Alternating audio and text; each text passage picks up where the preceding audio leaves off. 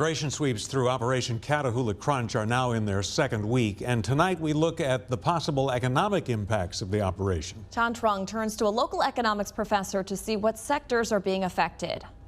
Before Operation Catahoula Crunch officially got up and running 2 weeks ago, the local Hispanic and Latino community saw early signs of things to come. Many people, a lot of women in the hotel and tourist industry start to saying, I'm not showing to the job because of the fear. Days after the immigration crackdown began, the Home Builders Association of Greater New Orleans heard similar stories from some of its 900 members. We're hearing back from members right now that it is very difficult to fill their labor forces. We are seeing some job stops. According to Gregory Bovino, who is the face of Catahoula Crunch and Customs and Border Protection, roughly 350 people have been detained through the operation.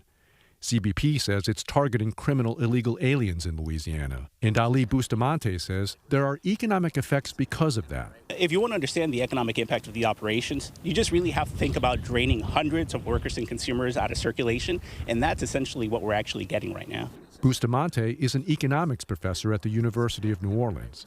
He says hospitality and construction are the two sectors of the local economy hit hardest by the immigration operation. Construction and hospitality are the biggest sectors that actually employ foreign workers. And so we're looking at more than 1 in 10 workers in the New Orleans economy that actually work in these kind of sectors. And so those are the sectors that we're ultimately going to see costs rise, which often translates into higher prices and also in terms of loss of revenue for businesses. The Department of Homeland Security is pushing back on this notion that Catahoula Crunch and operations like it can hurt the economy. DHS said in a statement, quote, "Let's be clear. If there was any correlation between rampant illegal immigration and a good economy, Biden would have had a booming economy." Professor Bustamante says the impact of immigration operations can be long-lasting.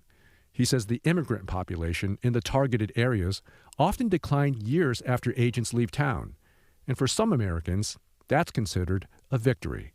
In New Orleans, John Trung, Fox 8 Local First. A spokesperson for New Orleans & Company told us today the tourism industry has not seen a major disruption in business because of the immigration crackdown.